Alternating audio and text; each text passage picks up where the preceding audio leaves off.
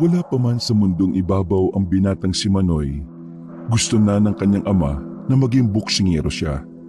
Si Mang Abon kasi ay baliw na baliw sa pag-iidolo sa mga boksingerong sila Flash Ilorde, Onyok at lalong-lalo pa ang tinuturing na pambansang kamao ng Pilipinas, si Manny Pacquiao. Gusto rin naman ni Manoy ang pagboboksing. Sa katunayan, nakakasundo sila ng kanyang ama sa bagay na yon. Ang bukod tanging tutol lang sa kanila ay ang ina niyang si Aling Pasitas. Ayaw na ayaw nitong nasasaktan ang kanyang nag-iisang anak. Hanggat maaari nga, gusto na lamang ikulong ni Aling Pasitas si Manoy sa kanilang bahay. Ganun kamahal ng ginang ang binatang si Manoy, kahit na 21 anyos na ito. Mukha na ngang mamas boy ang binata sa paningin ng iba. Kaya naman madalas na tinutukso ang binata ng boksingerong mamas boy. Uppercut! Lintik ka! Uppercut! Hilo na yan, no? 10,000 na ang nakikita niyang lumilipad. Uppercut mo! Yung pamatay natin! Narinig ni Manoy ang sinabi ng kanyang ama. Kaya naman hindi na siya nagdalawang isip. Habang hilupa ang kalaban na mas mataas pa sa kanya dahil sa mga suntok na pinakwalan, mabilis niyang sinuntok mula sa baba at pataas. Bagsak ang kalaban niya. Sabay-sabay naman ang hiyawan ng mga tao. Marami kasi ang pumusta kay Manoy noong gabing yon. Kaya halos lahat ng nandun ay parang nanalo sa loto. Mabilis na umakyat ng ring ang kanyang ama. Tuwang-tuwa ang manong at pinisan pa sa balikat ng anak. Pero binaba na rin niya kaagad kasi hindi niya na pala kaya. Ang galing mo talaga, anak. Bawat suntok mo nahihilo yung bakulaw mong kalaban eh. Hindi naman ako magiging ganito tay kagaling kung wala kayo eh. Marami pa ang umakyat sa ring para batiin si Manoy. Yun kasi ang unang panalo ng binata sa lugar na yon. Dayong may tuturing lang ang mag-ama roon. Ang lugar kasi na yon ay underground fighting stage. Ibig sabihin, hindi yun lisensyado para magsagawa ng boxing fight. Pero dahil nga mayayamang tao ang nagpupunta roon, hindi yun napapasara. Masayang lumabas ng venue ang mag-ama. Habang naglalakad sila patungo sa sakayan ng tricycle, sinusuri pa ng kanyang ama kung nagkaroon siya ng galos. Napakapambihira mo talaga, anak. Ang laki ng kalaban mo. Napabagsak mo. At hindi lang bagsak ginulpi mo muna. Sinusunod ko lang ho yung mga napag-aralan natin tay. Tandaan nyo, ikaw ang pinakamahusay na coach. Ay nako, huwag ka mag-alala, anak. Gagawin ko ang lahat ng makakaya ko para makasalang ka sa international ring.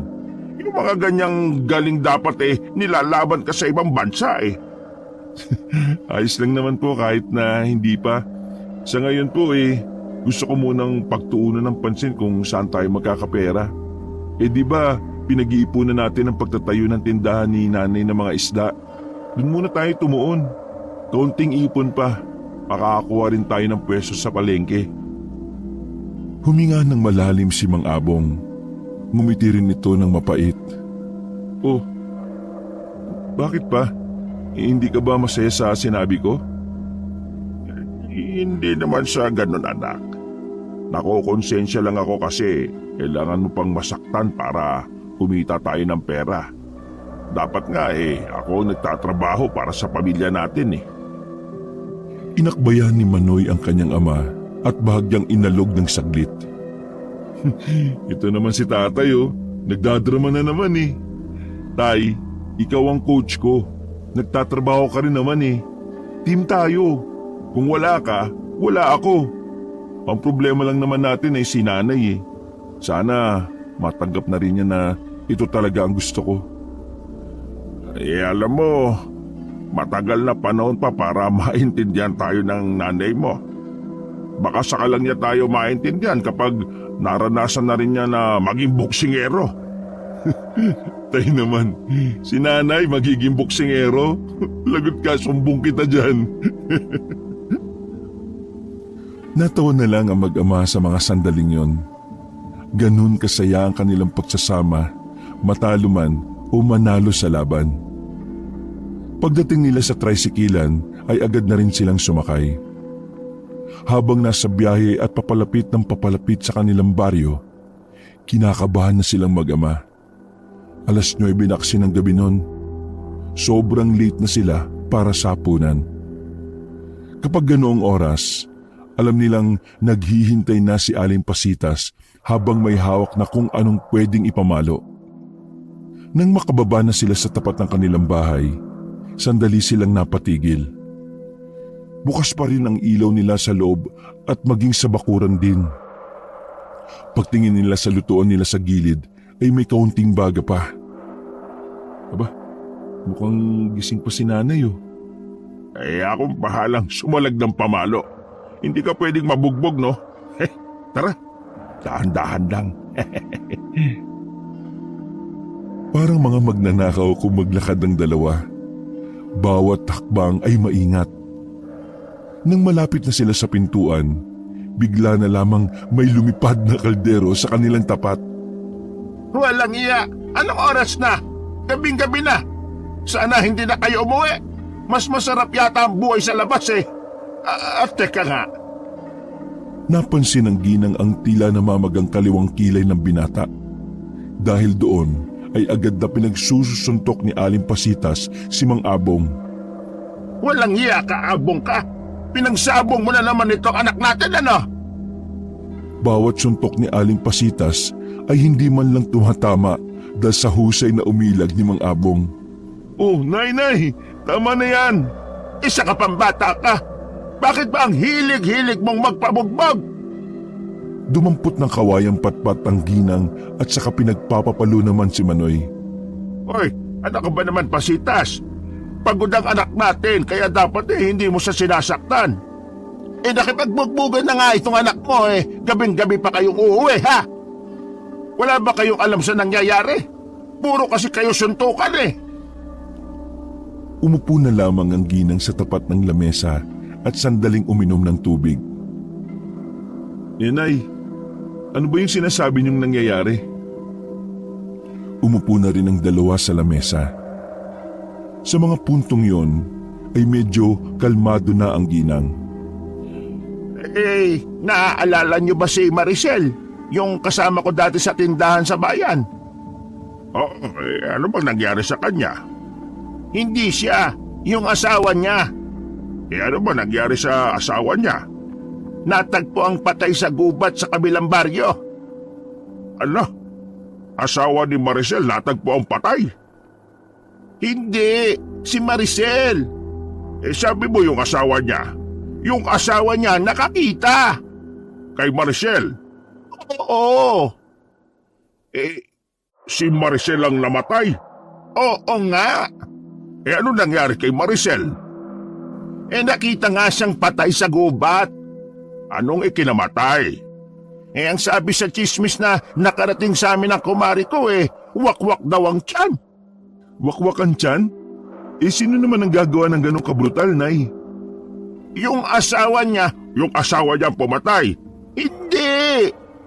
Sabi mo, yung asawa niya ang nakakita. Oo nga, asawa niya nga ang nakakita sa kanya. Paulit-ulit naman patapusin mo kasi muna ako I-uppercut ko yung mukha mo Tay, hayaan mo na muna kasi si Nani na magkwento. Sige ka, knock-out ka dyan. Huminga na lang si Mang Abo ng malalim at sandaling napailing. Yung asawa ni Maricel, nakakita raw ng lalaking lumundag sa taas ng punong niyog na nasa tapat lang din ni Maricel. Yung aswang. Sa hindi maipaliwanag na dahilan, nagtindigan ang mga balahibo ni Manoy. Yun kasi ang unang beses na makarinig ng salitang aswang sa loob ng maraming taon. Huling nagkaroon ng haka-haka na aswang sa kanilang lugar ay bata pa siya. Tay, totoo ba ang aswang? Abay, ewan ko. Pero ang sabi ng mga magulang ko dati totoo daw ang mga yan. May mga kakilala pa nga raw silang aswang noon. Pero mababait naman daw ang mga aswang na kilala nila.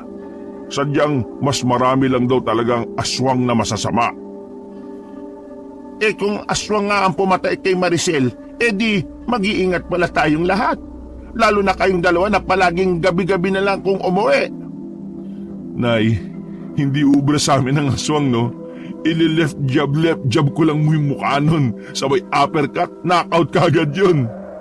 Ay nako, tingnan mo yung kayabangan nitong anak mo, Abon. Tingnan mo, makikipag-boxing sa'yo ang aswang. Tutudasin ka nun gamit ang matutulis niyang kuko. Ay nako, kayang-kaya ng anak natin yon. Suntok para sa suntok. Sumuntok-suntok pa sa hangin ng Manong na parabang isang tunay na boksingero.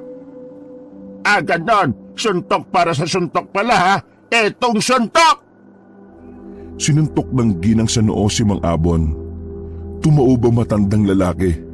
Saka naman umalis ang ginang at nagtungo na lamang sa maliit nilang kusina. Tay, knockout ka! Agad-agad na bumangon si Mang Abon. Ay, loko ka. Pasalamat ka, mahal kita. Kung hindi, baka nilep straight kita dyan. Pinagtawanan na lamang ni Manoy ang nangyaring yon. Sa huli, pinagandaan pa rin naman sila ni Aling Pasitas. Kahit naman kasi araw-araw na naha-high blood sa kanila ang ginang, hindi pa rin naman sila pinababayaan. Pagkatapos nilang kumain ay sandali munang nagmuni-muni si Manoy sa tapat ng kanilang bakuran. Nakaugalian na rin kasi niya na tumambay doon tuwing bago matulog. Mag-isa na lamang siyang nakaupo sa hagdanan sa tapat ng pinto. Mga ilang sandali lang ay nakarinig si Manoy ng sigaw ng lalaki.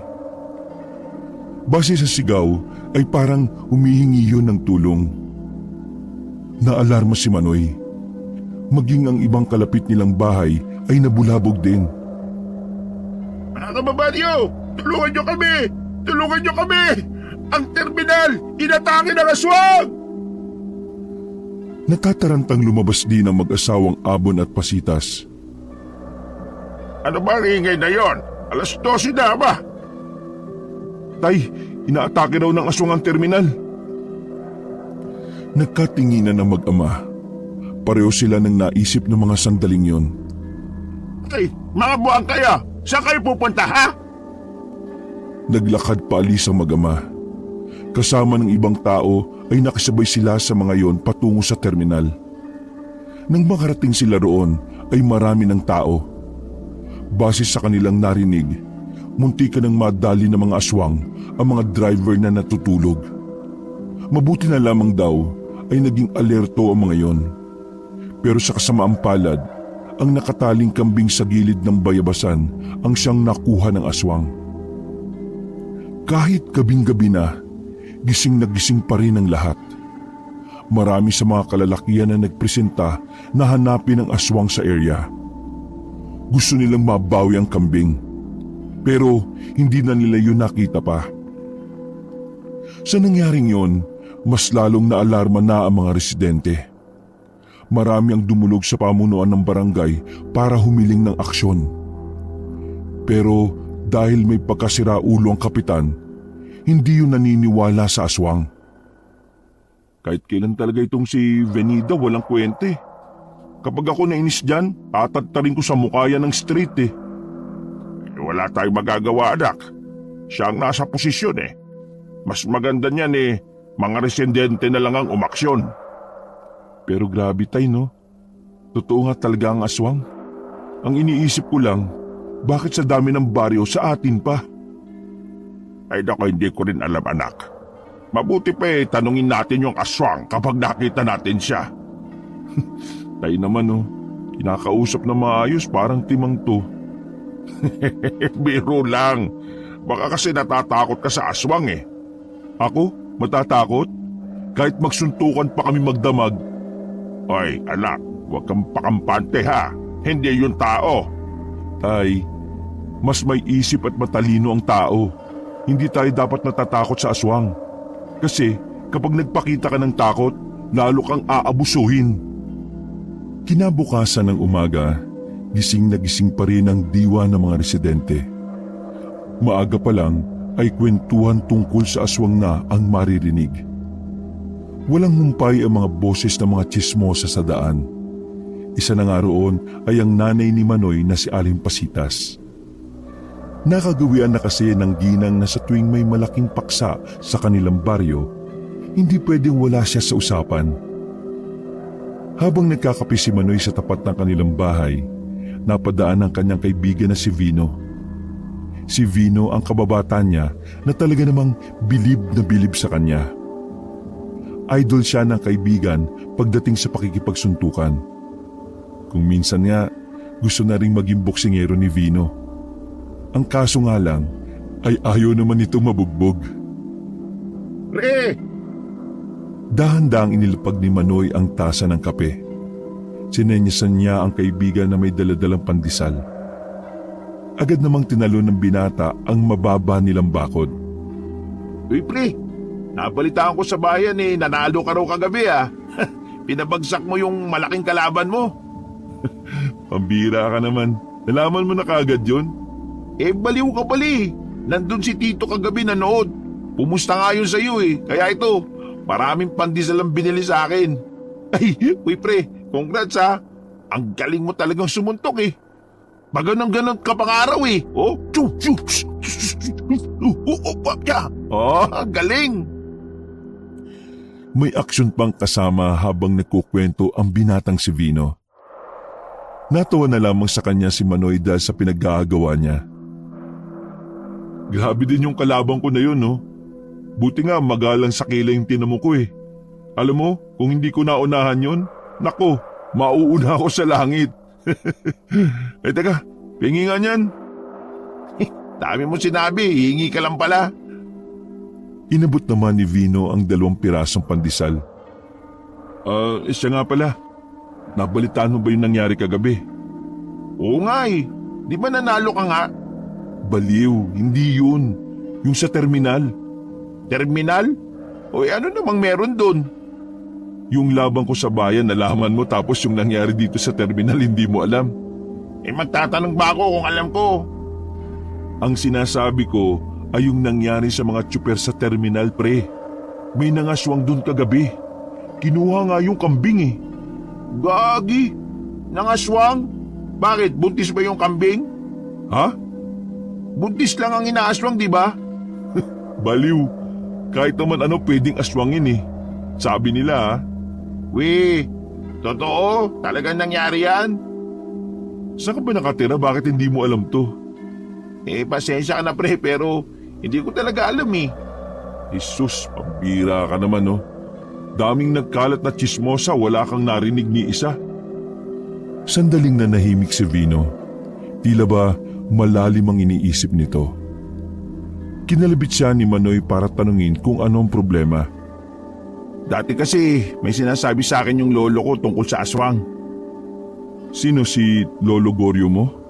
Oo, pero hindi kami naniwala sa kanya Alam mo naman di ba na may diferensya si Lolo Goryo sa isip? Kaya hindi namin pinapansin. Pero nung bago siya namatay, sabi niya sa amin buhay pa raw yung hari ng mga aswang. Isang hari daw na naghahanap ng mga magiging kawal. Ha? Hari ng aswang? May hari pa pala sila? Ewan ko. Yun ang sabi ni Lolo Pero, gusto mo sumama? Saan?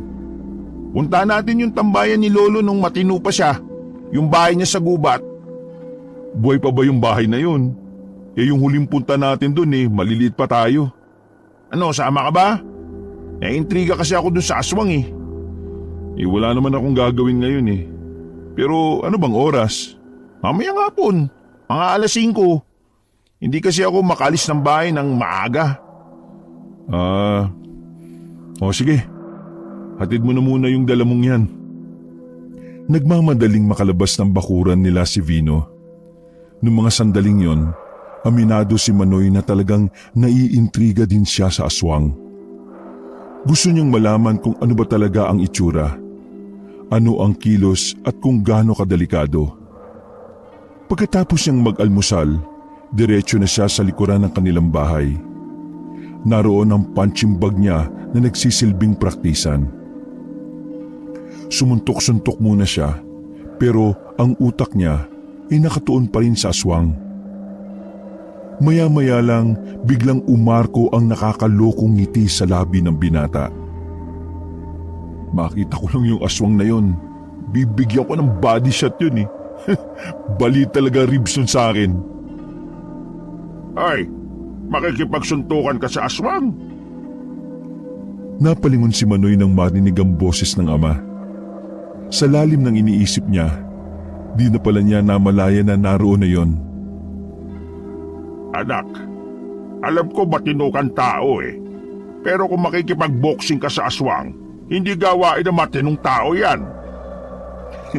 Tay, hindi naman ako literal na makikipagsuntukan sa aswang tapos sa may ring.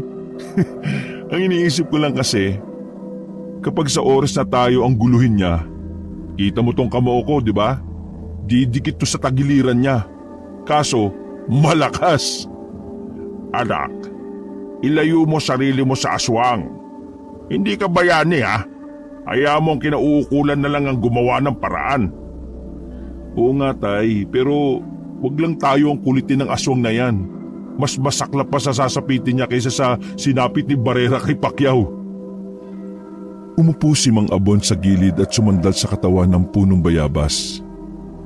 Pinanood na lamang siya nitong bugbugin ang punching bag na kung makakapagsalita lamang, baka umiiyak na yon at nagmamakaawa.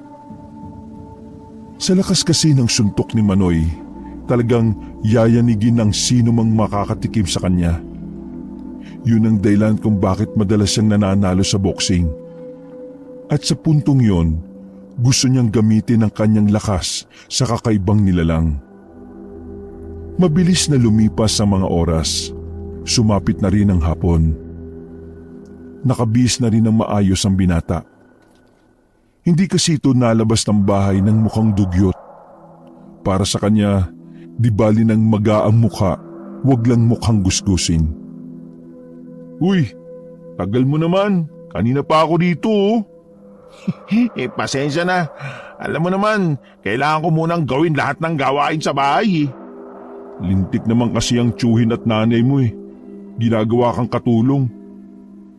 Aperkatin ko kaya yung tito mo nang makita niya. Nagsimula ng maglakad ng dalawa. Hindi naman kalayuan ang kanilang pupuntahan. Pero dahil matagal na noong huli silang nagpunta roon, medyo kakapain pa nila ulit ang daan. May liwanag pa naman nang nasa kagubatan na sila. Kampante lang ang dalawa dahil malapit lamang naman ang gubat sa kanilang baryo. Nang medyo napapalayo na sila, meron silang naamoy na kakaiba. Masangsang, masakit sa ilong at parabang may nabubulok. Sandali silang napaatras.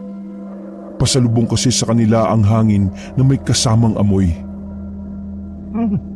Sakit sa ilong pre. Ang bakul. May nabubulok yata pre. Oh, tapos lalapit pa tayo. Pre, doon lang naman yung daan. Ano ka ba? Singutin mo na lang para mawala na rin yung amoy. Masasanay ka rin. Umiling na lamang si Manoy habang nakatakip ng ilong. Tiniis na lamang niya ang kaunting amoy na lumulusot pa rin sa ilong niya. Nang makalapit na sila, kinagulat ng dalawa ang kanilang nakita. Isang kambing na wasak ang tiyan at wala ng buhay ang nadatnan nilang nabubulok. Inuuod na ang katawan nito. Nagmamadali silang makalayo roon at saka nagsuka-suka.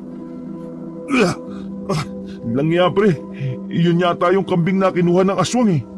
Oh, sigurado ka ba? Sabi nila, itim na kambing. Di ba itim yun? Baka yun na nga.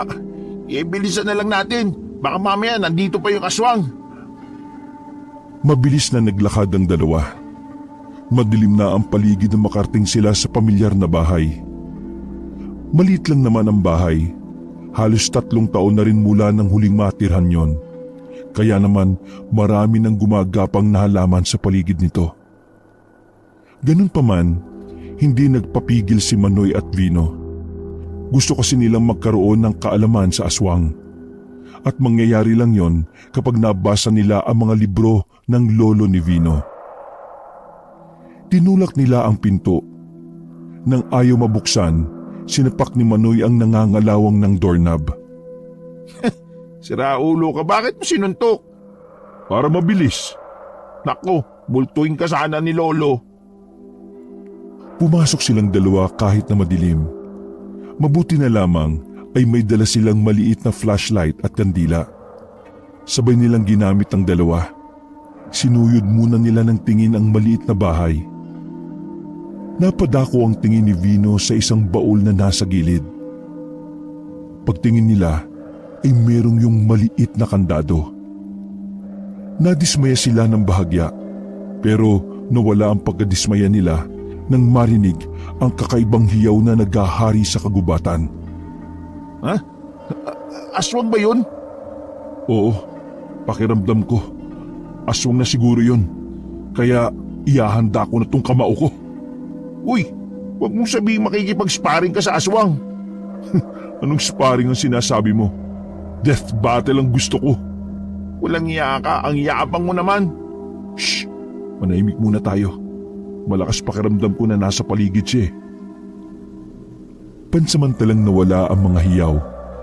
Ang naririnig na lamang nila ay ang mga punong tila nagsasayawan dahil sa lakas ng hangin. Oh, wala naman eh. Mga ilang sandali lang, may narinig silang tila naglalakad sa labas.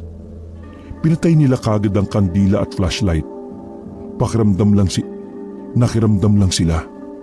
Hanggang sa nawala na rin ang kanilang naririnig. Sumilip sila sa labas. Wala naman silang nakitang tao. Baka naman ibon lang yun.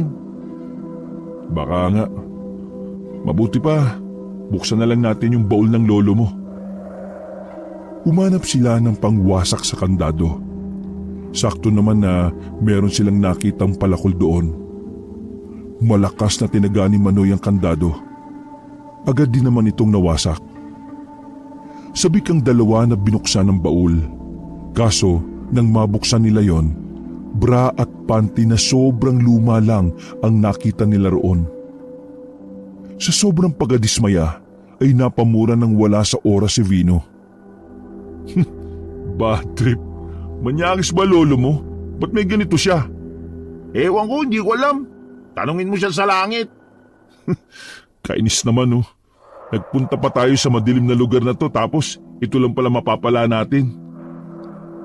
Sinipa ni Vino ang cabinet na nasa gilid sa sobrang inis niya. Sa di inaasahang pagkakataon, may narinig silang nagbagsakan sa loob ng cabinet.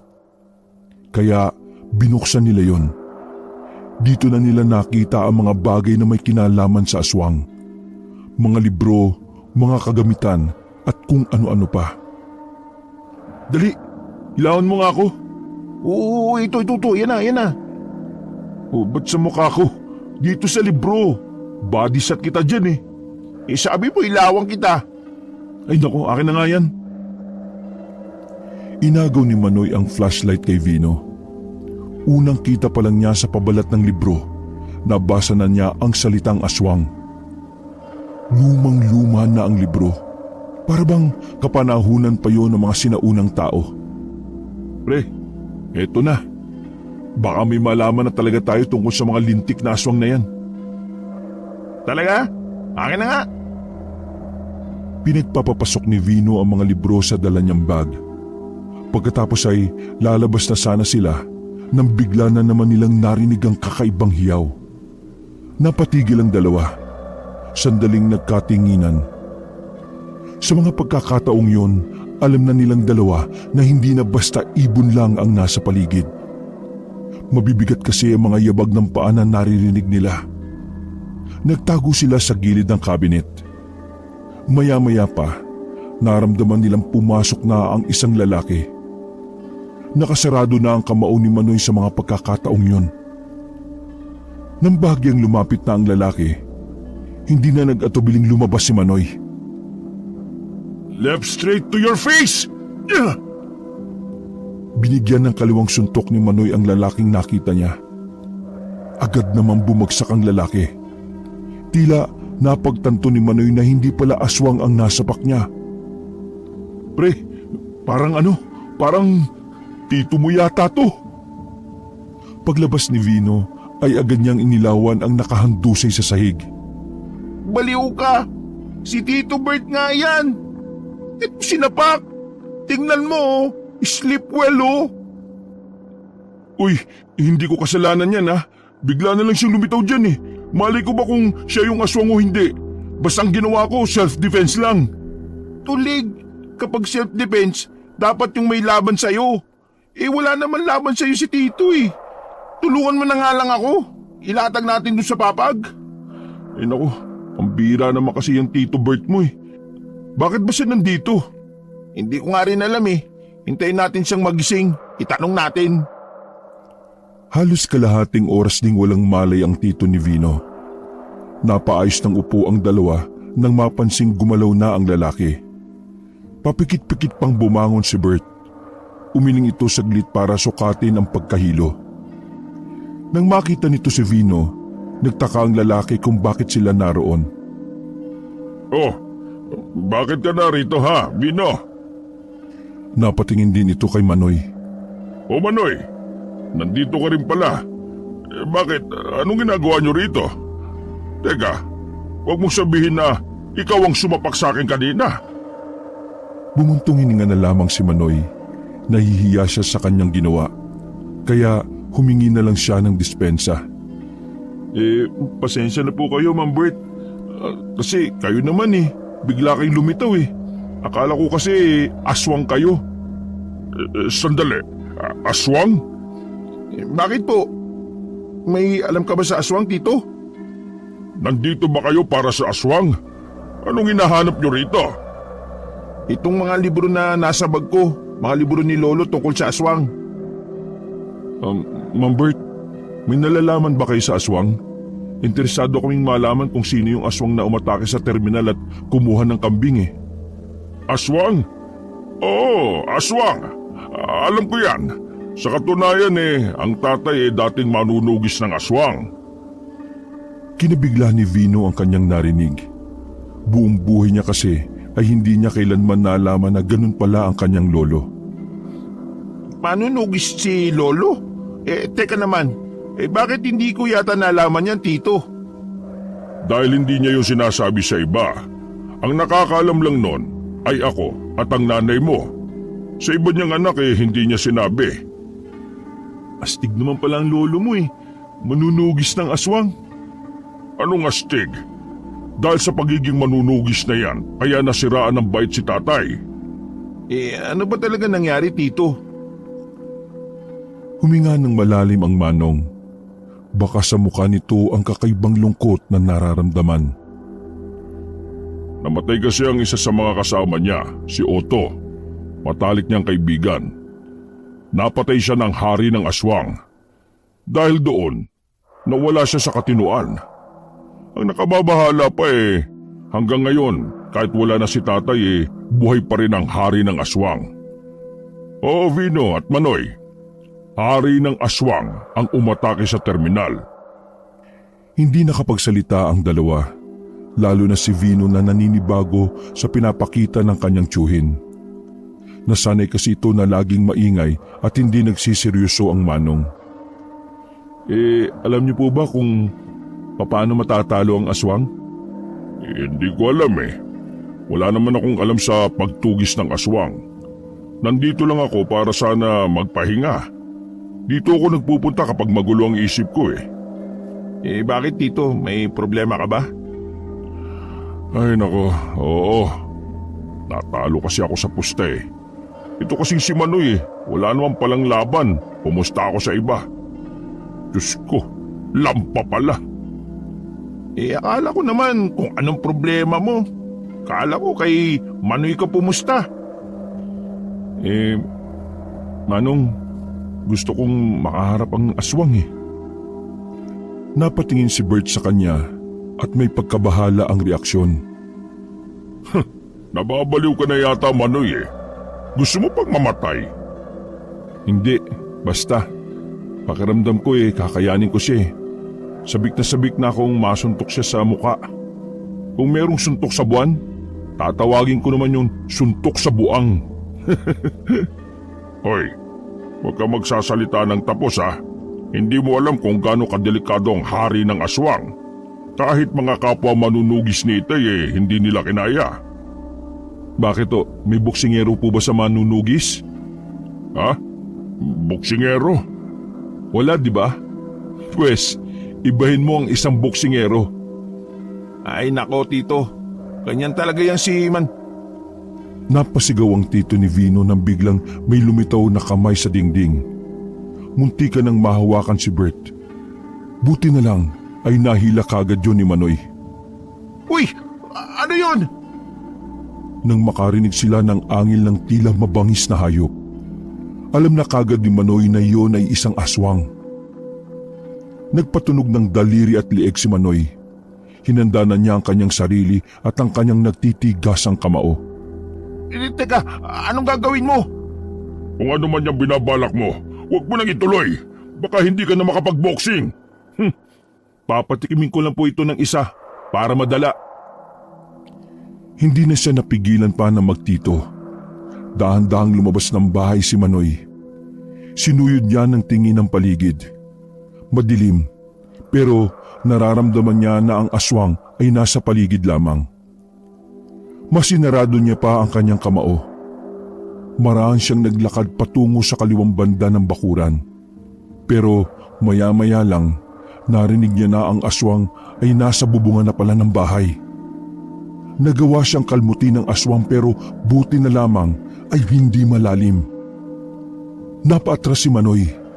Nanlalaki ang mga mata niyang nakatingin sa isang lalaki na walang damit pang itaas. Baskulado ang katawan. Mahaba ang kuko at higit sa lahat ay may buntot. Nang umatake ulit ang aswang sa kanya, hindi na siya nagdalawang isip. Nakahanap siya ng opening. Lumusot ang kamao niya patungo sa tagiliran ng haring aswang. Sa lakas ng suntok niya, napaatras at gumewang-gewang ang lalaking aswang. Parang namilipit sandali sa sakit ng tagiliran. Body shot pa lang yan ha. Paano pa kaya kung sa mukha mo tumama tong kamao ko? Nagalit ang aswang. Umangil yun ng pagkalakas-lakas. Dinig na dinig sa buong kagubatan na parabang yun ang lumalamon sa buong lugar. O ano? Nagagalit ka? Sinuntok lang kita eh. Hindi kita tinaga ah. Buong akala ni Manoy ay aatakihin siya ng aswang. Sa halip, umalis ang aswang at halata sa kilos nito ang pamimilipit. Nang masigurong wala na ang aswang, ay lumabas na rin si Vino at Bert. Nilapitan kagad nila ang proud na si Manoy. Gagi ka talaga. Nadugo yung braso mo oh. Wala yan, mababaw lang at maliit lang yan. Pero kita mo naman yung nangyari sa kanya, di ba? Isang body shot lang, parang mamamatay na siya. Siraulo ka rin talaga no? Sa ginawa mo, lalong magagalit ang hari ng aswang. Ha? Lalo siya magkakaroon ng dahilan para manggulo, lalo na sa'yo. Ito naman kasi si Manoy eh. Alam mo pre, saring ka makipagsuntukan. Ginagawa mong trip ang aswang eh. Wala ka bang nararamdaman takot? Takot? Wala. Parang ang saya-saya nga eh. Nakaka-excite. Ay nako, ano kayang meron sa taong ito oh? Ayos na sa akin na naiparating ko sa aswang na yon na meron isang ako na kaya siyang ihele gamit ang kamao ko. Napapailing na lamang si Vino at Bert. Umalis na rin sila sa lugar na yon pagkatapos ng pangyayari. Samantala, hindi maunawaan ni Manoy ang kanyang sarili. Nakakaramdam siya ng kakaibang ligaya sa kalooban niya. Hindi niya inakala na iba pala ang saya kapag ibang nilalang ang nabigyan niya ng suntok. O paano? Dito na kami. Bukas na lang natin basahin ang mga libro. Linisan mo yung sugat mo ha. Ayos lang naman ako. Salamat nga pala sa paglagay ng benda ha. Baliw ka talaga. Napangisi na lang si Vino at naglakad na rin kasama ang tiyuhin. Pagpasok pa lamang ni Manoy sa kanilang bahay, nakita na kaagad siya ng mag-asawang Abon at Pasitas. Napatingin kaagad ang mag-asawa sa kaliwang braso niya na may benda. Ah, anong nangyari dyan? Seryoso at mababa lang ang tono ng kanyang ina. Kaya naman inakala niyang kalmado lang yon. Yung ano po kasi, yung aswang, nakita ko kanina. Tapos binody shot ko kagad. Oo tay, pinatikim ko ng isa, body shot. Sa tagiliran, dito oh, at saka dito pa. Namilipid sa sakit. Sobrang kalmado at kampante lang ang pagkakasabi ni Manoy na parabang nagkukwento lang siya sa nakasalubong na kaibigan. Ano? Nakita mo yung aswang? Sinuntok mo sa tagiliran? Oo tay, sinubukan ko lang naman eh. Pwede pala. Pwede palang makapag-body shot ng aswang. Aray! Tinamaan sa baba ang binata ng batoy nito ng kutsara ng kanyang ina. Nagulat siya kaya agad siyang napaatras. Gusto mong ibuhos ko sa iyo itong nilagang baka, ha? Oo nga, Nay. Nakita ko yung aswang. Totoo, sinuntok ko. Aray! Ano ba? Lumipad naman sa kanya ang tinidor. Tinamaan naman siya sa dibdib. Alam kong totoo ang aswang. Kaya bakit ka nakipagsuntukan doon, ha? Di mo ba alam na delikado ang aswang? Hindi ka niya titigilan hanggat hindi siya nakakaganti sa'yo. Anak naman, bakit ba parang patay na patay ka makasuntok ng aswang? Ano bang nadudulot na maganda sa'yo nun? Ewan ko ba tay? Pakiramdam ko nung sinuntok ko siya parang sinuntok ko rin si Pacquiao. Ang tigas ng katawan eh. Pero kinaya ko tay. Inak ka, sumasakit ang ulo ko dito sa anak mo, Abon. Diyos ko! Mas masakit kapag walang ulo. Kaya kumalma ka dyan, ano? Ako nang bahala ko mausap dito. Tara anak, Manoy, sa labas tayo. Inakbayan ni Mang Abon ang kanyang anak at dinala sa tapat ng kanilang bahay. Anak, hindi maganda ang ginawa mo. Nilalagay mo sa alanganin ang buhay mo at ang buhay namin ng nanay mo. Paano ko nasabi? Paano ba tay? Bago ang pag-atake ng aswang sa kabilang baryo, may isang lalaki na may nakaalitang dayo. Yung dayo na yon, yun pala yung aswang. Anong ginawa ng aswang? Tinigok ang nakaalitan. Dinamay pa ang mga anak. Buti na buhay pa ang bata. Buti na buhay pa yung mga bata. Akala ng iba normal na away. Pero sabi ng mga anak, aswang ang umatake sa kanila. Ngayon lang ito kumalat. Kasi yung kapitan sa kanila, hindi pumayag na kumalat sa iba ang nangyari. Pero dahil maraming chismosa sa mundo hindi na nila napigilan. Tay, sinasabi mo na ba talagang delikado ang aswang? Delikadong delikado, anak. Sabi pa nga ng matatanda matagal ng problema ang aswang na yon. Wala ka pa. Wala pa kami ng nanay mo.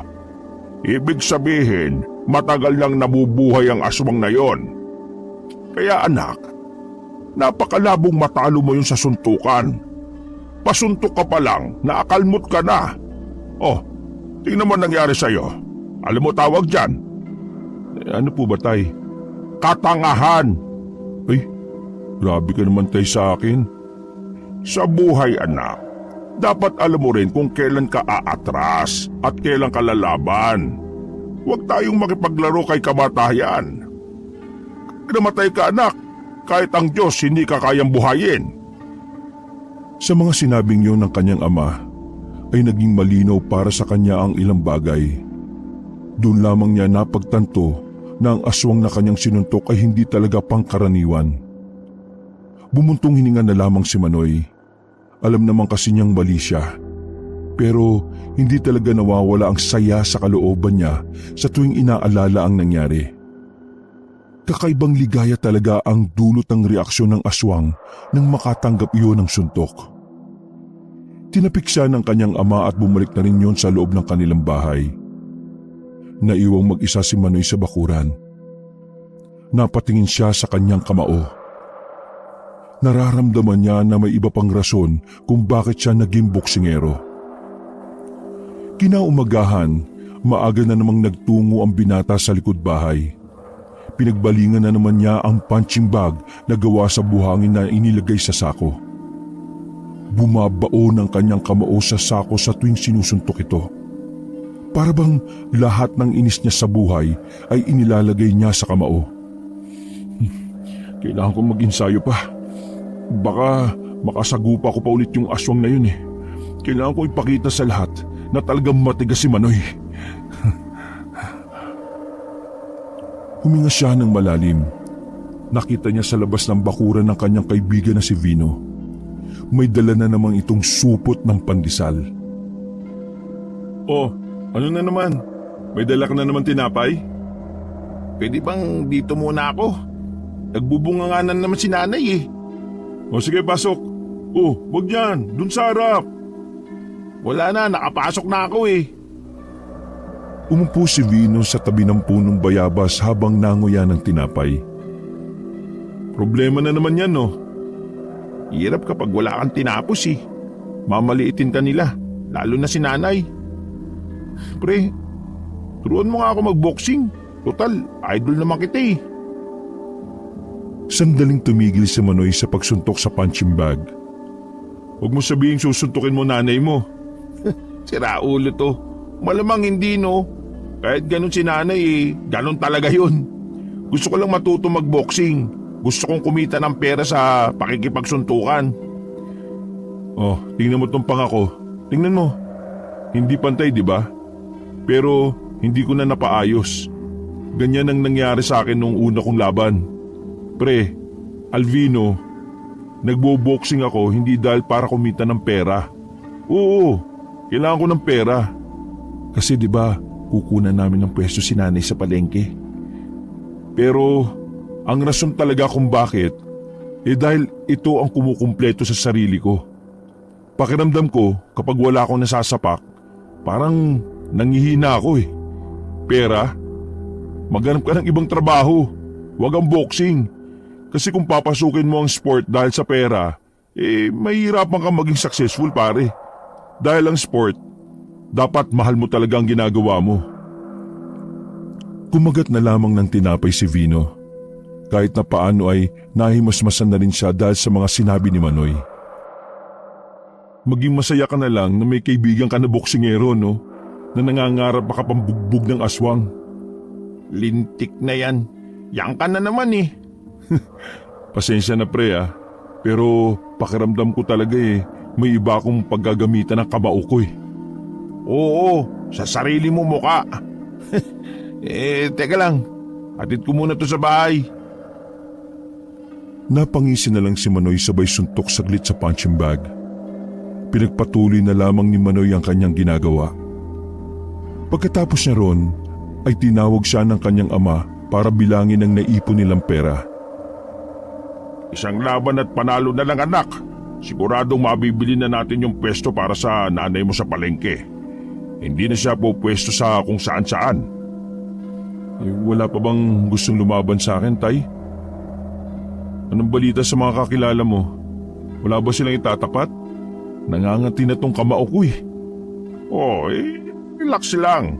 Pupuntahan naman ako noon kapag meron na eh. Tumangon na lamang si Manoy.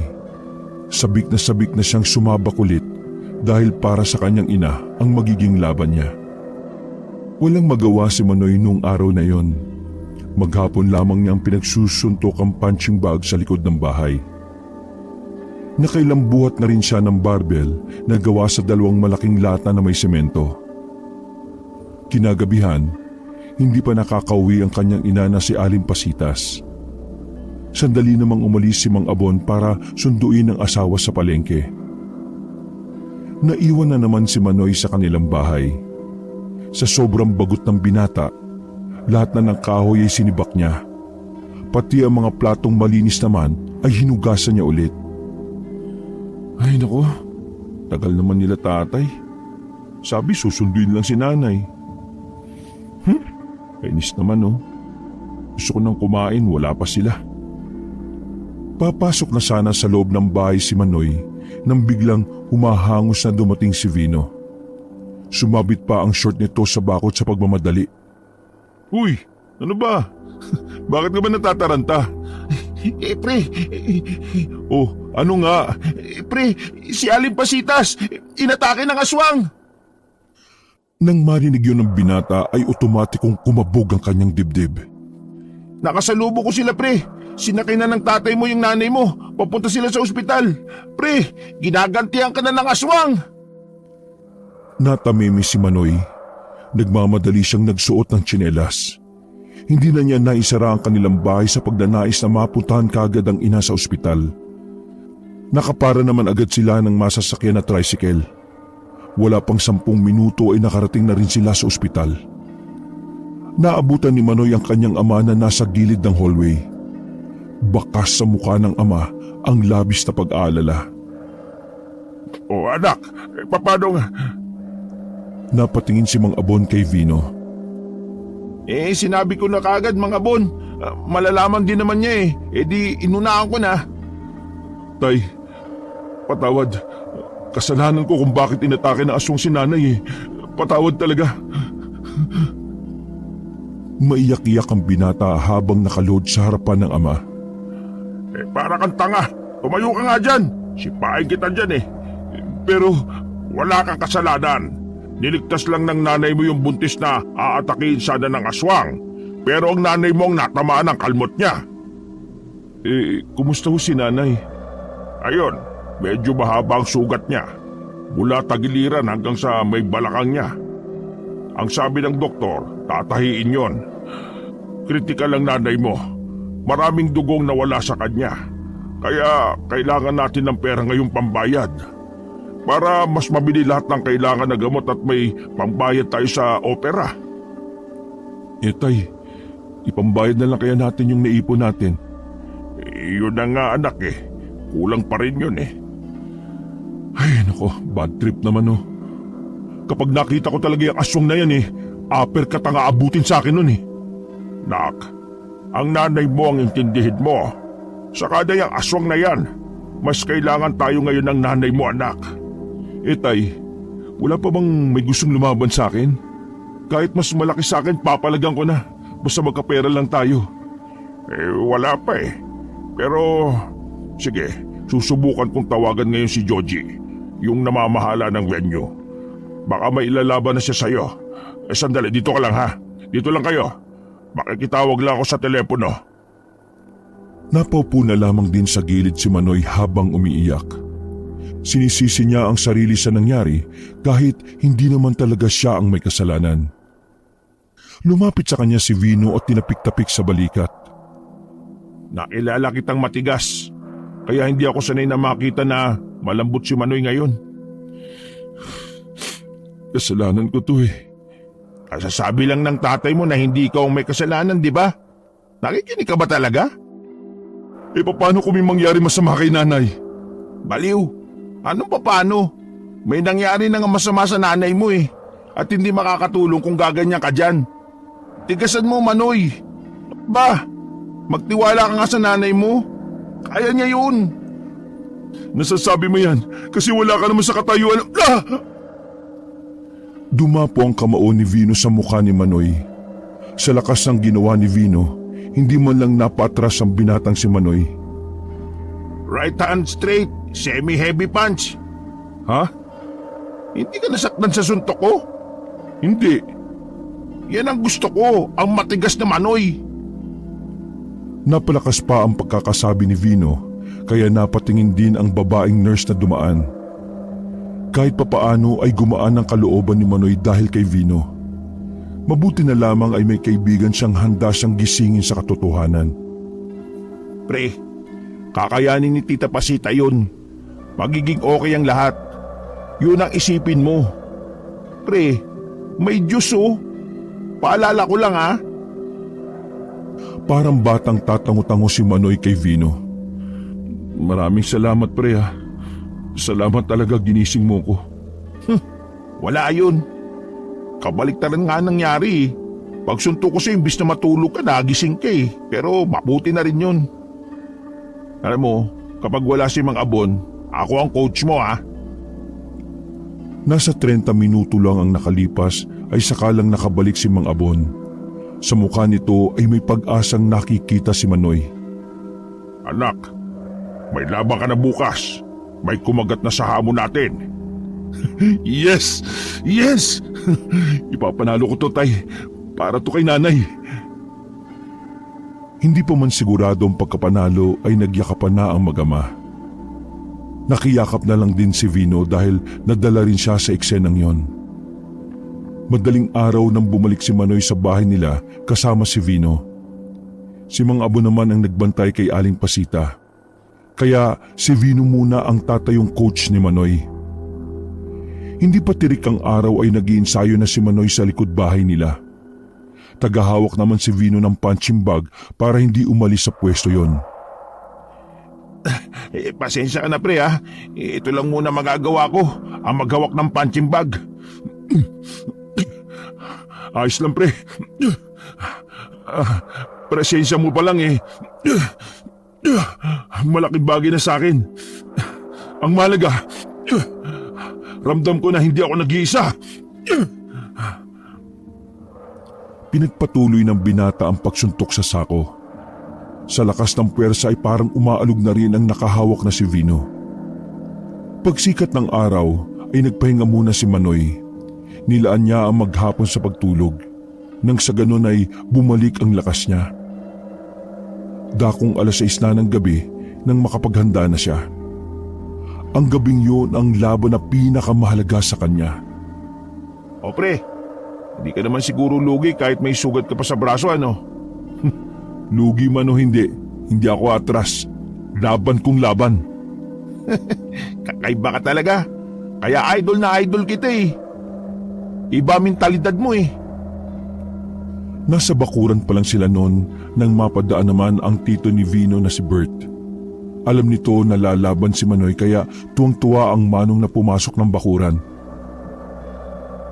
Ay hala, eto na. Nako, buti na lang talaga eh hindi ako nagkakain kaya may ipon ako. Pupustahan kita Manoy ha. Ibandera natin ang Manoy.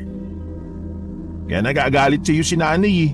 Wala kang pera sa pagkain pero sa pusta meron. Huwag ka mag-alala, Mang Bert. Ipapanalo ko to, pangako. Sandali. Totoo ba na nasa ospital ang nanay mo? Dahil doon sa aswang na aatake sana sa buntis? Oo, totoo nga ho. Kaya nga po dapat manalo ko mamaya kasi doon nakasalalay ang pambayad namin sa ospital. Sige, ipagdarasal kita na sana ikaw ang manalo. O sige na, tama na yan.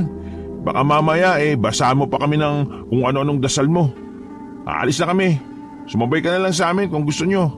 Teka, asa naman si Mang Abon? Wala kang coach? Coach Bino nga pala. Ha? Coach ka? Ng ano? Ay naku, tayo na nga. Manoy, may epal dito eh. Naglakad na ang dalawa palabas ng bakuran at sumunod sa kanila si Bert. Bumiyahe na agad sila patungo sa venue. Habang nasa biyahe ay muli na namang naisip ni Manoy ang aswang. Nagkikiskisa ng kanyang mga bagang at gustong-gusto niyang talagang bugbugin yon. Malapit na sila sa bayan nang biglang masira ang sinasakyan nilang tricycle. Wala silang pagpipilian kundi ang maglakad na lamang.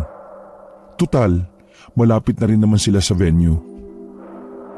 Siya nga pala. Suotin niyo itong pulseras na to. Nakita ko yan sa mga gamit ni tatay Mangontra yan sa aswang. Kahit hindi sila sigurado kung totoo ang sinasabi ng manong, ay sinuot pa rin nila. Kung sakali lang naman na makasalubong natin ang aswang, maganda nang handa tayo, hindi ba? Pero hindi aswang ang focus ko ngayon Saka ko na lang siya asikasuhin kapag natapos ko ng gabing ito na ako ang nanalo. Sa halos 5 minuto nilang paglalakad ay nakarating na rin sila sa venue. Kinapkapan pa sila ng 2 malaking lalaki sa gilid ng pinto. Pagkatapos ay pinapasok na rin sila. Meron silang dinaanan na pinto na papunta sa underground. Manghang-mangha si Vino dahil unang beses niya palang makapunta doon. Madilim at tanging ilaw na pula at asulang ang meron sa nadaanan nila. Mga ilang sandali pa ay naririnig na nila ang hiyawan ng mga tao. Hanggang sa natanaw na nga nila ang boxing ring. Kakaunti lang ang taong nanonood, hindi katulad sa mga naunang laban ni Manoy. Pero kahit kaunti lang, halatang mga bigating tao ang naroon. Huminga ng malalim si Manoy. Sa kauna-unahang pagkakataon, kinabahan siya kahit wala pa siya sa ring. Paulit-ulit niyang inaalala ang kalagayan ng ina. Bagay na mas lalong nagpapalakas ng kanyang loob kahit medyo kabado. 2 laban pa bago ang laban ni Manoy. Matagal-tagal pa ang kanyang hihintayin. Naiinip na nga si Vino sa mga oras na yon. Pre, matagal pa ba? Kanina pa tayo rito ah. Ang aga natin tapos mamaya pa pala laban mo. Ang sabi kasi ni tatay dapat una ako eh. Hindi ko alam kung bakit parang ako yung huling laban eh. Hindi kaya kanina pa tapos yung laban mo? Na-default ka? Hindi no. E di sana nilapitan na ako ng nag-aasikaso rito. Oh, sige. Hintayin na lang natin. Sabik lang siguro talaga ako na mag-coach kahit wala naman akong masasabi. Sandali lang. Magbabanyo lang ako. Tumayo sa kinauupuan si Manoy. Naglakad siya sa isa pang iskinita na madilim din. Dahil abala sa iniisip, hindi niya napansin ang isang lalaking nakabanggaan niya. Matangkad ang lalaki, mas malaki ang katawan kumpara sa kanya. Hindi niya gaanong maaninagan ang muka dahil kulay pula ang ilaw. Pasensya na ho kayo, hindi ako nakatingin eh. Tiningnan lang siya ng lalaki na parabang sa tingin pa lang ay pinagagalitan na siya. Umalis din ang lalaki pagkatapos. Ang angas nun ah. Humingi na nga ako ng pasensya eh. Maglalakad na sana ulit siya nang bigla siyang nakaramdam ng kakaiba. Parang palagay niya, nakita na niya ang lalaking yon. Parang kilala niya ang presensya ng lalaki. Nagpunta na lamang si Manoy sa banyo. Dumagdag pa sa isipin niya ang misteryosong lalaking yon. Halos 4 na oras ang hinintay nila na matapos ang mga naunang laban. Dumadami na rin ng dumarami ang taong nagpapasukan para manood. Habang nasa gilid, may lumapit na lalaking incheck kay Manoy. Binulong ng lalaki na hindi na makakarating ang dapat ay makakalaban niya. Ha? Bakit ganun? Nandito na ako tapos hindi siya makakarating? Sayang naman yung oras ko. Huwag ka alala. Ngayon lang, merong isa lalaki gusto ikaw lalaban. Ikaw ba papayag? Tayo laban 2. Kahit sino pa yan lalabanan ko. Kailangan ko ng pera no. Hindi pwedeng masayang ang pagod ko sa mga pagsasanay at pagpunta rito tapos wala akong laban. Kailangan ko ng pera. Ilang sandali lang muling nagkailaw na ang ring. Naghihiyawan na rin ang mga tao dahil marami talaga ang pumusta sa kanya. Pre, basta ganito lang ang itatak mo sa utak mo ha. Huwag kang makikinig sa sasabihin ng iba. Ilala kita, madali kang maapektuhan ng salita. Kaya focus ka lang ha. Focus sa kalaban mo. Huwag kang masyadong kakagat sa mga paglusob niya. Isa sa mga atake niya, malamang bitag. Kaya dapat maingat ha. Hintayin mong makampante yung kamao niya. Ano, naintindihan mo ba ako? Langya ka. Pwede ka na talaga maging coach ha? Mamaya muna ako purihin. Mag-focus ka lang muna sa kalaban. Isipin mo, para ito sa nanay mo. Umakyat na rin ng ring si Manoy. Mga ilang sandali lang din, umakyat na rin ng isang lalaki na pamilyar sa kanya. Hindi siya maaaring magkamali nun. Yun ang lalaki na nakabanggaan niya sa daan. Ang hindi niya lang maintindihan, parang may kakaibang amoy ang nanggagaling sa lalaki. Hindi niya matukoy kung mabaho ba o ano. Basta parang malansa. Pinag-touch glove na silang dalawa. Masama ang tingin sa kanya ng lalaki. Parang nag-aapoy ang mga mata. Habang si Manoy naman, pakiramdam niya ay nakaharap na talaga niya yon. Hindi pa tumutunog ang bell, sumugod na kagad ang lalaki. Napunta sa sulok si Manoy. Pinagsasasalag niya ang lahat ng suntok na mula sa kalaban. Aminado siya na mabibigat na suntok ang pinapakawalan ng lalaki. Parang may laman na puot at galit. Aray! Teka, may kasalanan ba ako sa'yo? Gigil na gigil ka! Hindi sumasagot ang lalaki sa kanya. Nakatuon lang yon sa pagsuntok sa kanya. Nakakuha ng tiyempo si Manoy. Nakapunta na siya sa gitna ng ring. Pagbitaw niya ng kaliwang suntok, nagulat siya nang biglang nakailag ng pagkabilis-bilis ang kalaban niya. Nanlaki ang mga mata niya. Maging ang mga taong nanonood ay hindi makapaniwala na may taong ganun kabilis umilag. Lintik ka!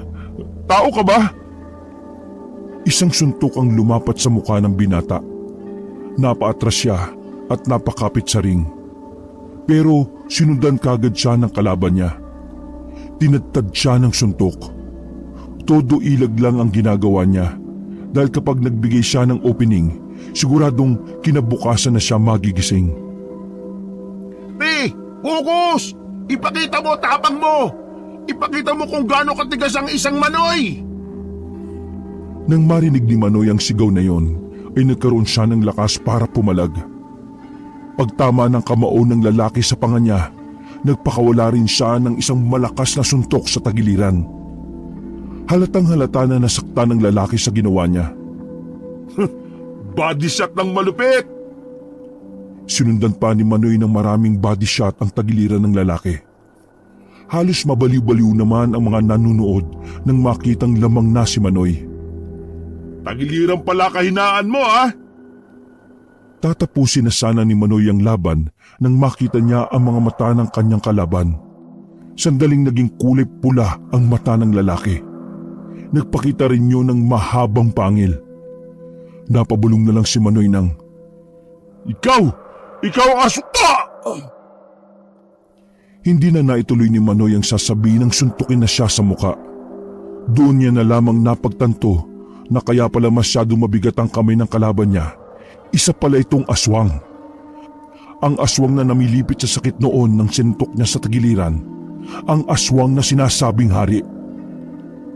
Sunod-sunod na suntok ang tinanggap ni Manoy. Lahat ng iyon ay diretso sa kanyang muka.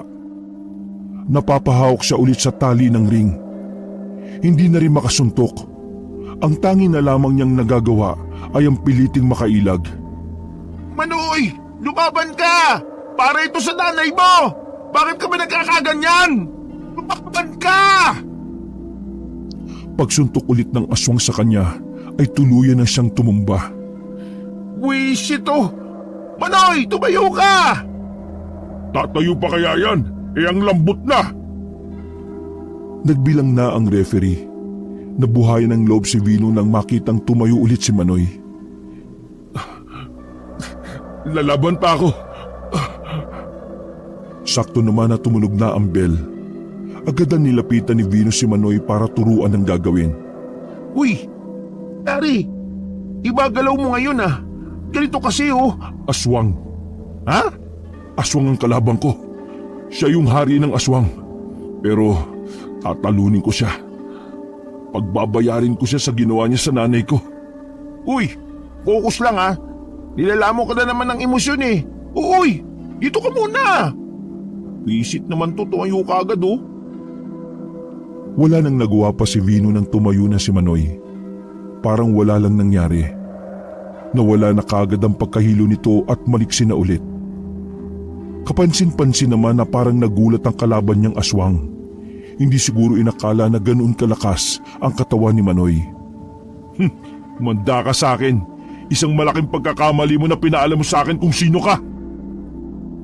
Pagtunog ng bell ay sumugod kagad si Manoy. Maraming suntok kagad ang pinakawalan niya. Kahit mabilis umilag ang aswang, ay mabilis ding sinundan niyo ni Manoy. Para to sa nanay ko! Pagsuntok niya ng kaliwa sa tagiliran, natumba ang aswang at namilipit sa sobrang sakit. Nagbilang kagad ang referee. Hindi na nakabangon ang lalaki kaya si Manoy na ang diniklarang panalo. Sobrang ingay na sa venue. Hindi na magkarinigan dahil lahat ay nagdiriwang. Hindi tuloy nila narinig ang sinisigaw ni Manoy. Umalis na kayo! Aswang tong kalabang ko! Umalis na kayo! Walang nakakarinig sa kanya, kaya maya-maya lang biglang bumangon ang lalaking aswang. Nagulat ang referee nang makitang unti-unting nagbago ang anyo ng lalaki. Mas lumaki ang katawan nito. Lumabas pa ang buntot at pumangit din ang muka. Dinakma ng aswang ang referee. Buti na lang ay nilusob ni Manoy ang aswang kaya nabitiwan nun ng referee. Nagsimula ng mataranta ang mga tao noong mga sandaling yon. Kanya-kanya ng takbo. Maging ang tito ni Vino ay nakitakbo na rin palabas. Nilabas mo rin ang tunay mong anyo. Ganyan ang gusto ko. Ibuhos mong lakas mong aswang ka. Dahil ipapatikim ko sa'yo ang suntok ng pogi. Unang umatake ang aswang. Medyo nahirapan si Manoy. Dahil bukod sa sumusuntok din ang aswang, humahampas pa ang buntot nito kay Manoy. Alalahanin mo yung binasa natin sa libro tungkol sa aswang ha? Nandun ang kahinaan yan. Habang sinasalag niya ang atake ng aswang, iniisip niyang mabuti kung saan sa mga nabasa niya ang pwede niyang gamitin. Maya-maya pa, tinanggal na ng aswang ang gloves. Lumabas na ang mahahabang kuko nito. Pinagkakakalmot nito si Manoy. Tinamaan si Manoy sa dibdib pero pilit niyang binabaliwala yon. Tinamaan pa siya sa braso kung saan nandun pa rin ang una niyang sugat. Bisit, hindi ko maalala. Tandaan mo, kailangan mong mabuhay. Bukas makakabayad na tayo sa ospital. Walang silbi yun kung wala ka na. Para bang nabuhayan na naman ng dugo si Manoy. Nagmamadali siyang makadistansya sa aswang. Napatingin siya sa ibaba. Naalala na niya kung saan niya pwedeng birahin ang aswang na yon. Duguan na ang binata pero nagagawa pa rin niyang makakilos na maayos. Kaya naman, sinamantalanan niya nang nasa maayos na estado pa siya. Umanda ka ngayon. Ianda mong itlog mo. Kasi ngayon, ayos lang ang low blow. Nagpadula si Manoy palapit sa aswang. Nang makalapit na sa harap, ay nag-uppercut siya sa itlog ng aswang. Uppercut na suntok para sa itlog na mabubugok! Tumba ang aswang habang nakahawak sa pagitan ng kanyang mga hita. Hindi pa nakontento si Manoy. Pinagsusuntok pa niya yun sa sikmura hanggang sa sumuka na yun ng maraming dugo. Nang hindi na gumagalaw ang aswang, hinipo na ni Manoy ang leeg nito.